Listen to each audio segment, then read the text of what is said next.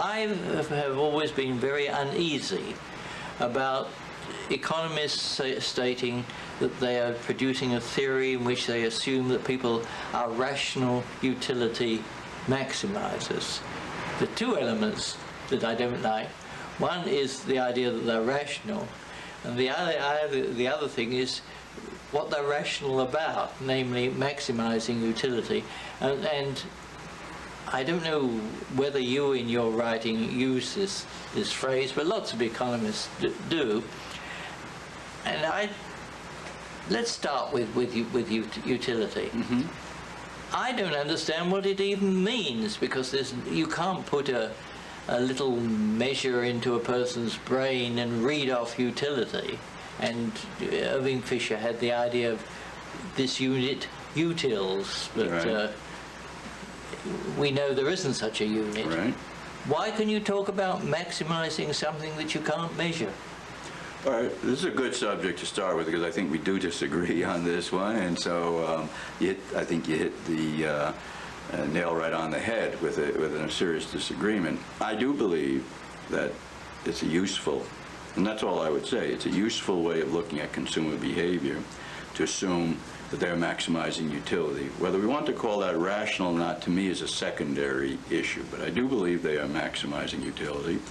It's not that I believe there is such a unit of utils that we can ever measure.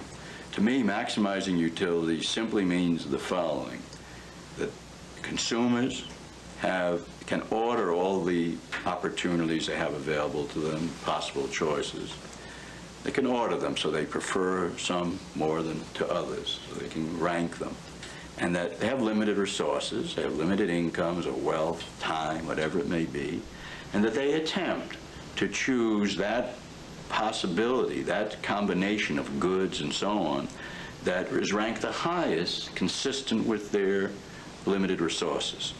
Now, I think this is a testable theory. We can test it by various implications about how they would respond to prices, income, changes in wages, whole host of other patterns. It can become a very rich theory. I think it is becoming a very rich theory. It's not an empty theory, but it does not require the assumption that everybody has some kind of utils in their head that they're calibrating, and they can figure, this gives me 10 utils and fine. One can do away with utils entirely, but just ask where do they prefer. They want to get more rather than less. They want to do that in goods that they have a higher preferences for rather than others. And my claim would be, this isn't the best theory possible, but it's the best theory that we have. I don't know of any alternative that gives us the insight that this does. You just said that one can get rid of it. Why don't we get rid of it and just study choices? People choose, and we can study what choices they make, and we can then discuss whether they're consistent or not, which is in some ways necessary for some of the tests. My guess would be that you find a lot of inconsistencies in consumer behavior. Well, I think consistency is the test. That in fact one can show that the usual theory in terms of ranking and ordering, complete ordering of opportunities, is basically equivalent to a consistency test, that people behave consistently. Now, maybe there'd be a lot of inconsistencies, but let me sort of point out that there have been a few attempts to study the problem of consistency, not so much with individual household data, but with more group data, because one hasn't had the rich household data to do that, which is a limitation. But let's say if people looked at long-term English consumption patterns, American patterns of different groups, comparing different countries, and it's been very difficult to find dramatic, very common examples of inconsistent behavior in that type of data. I'm sure they'll show up more commonly in individual.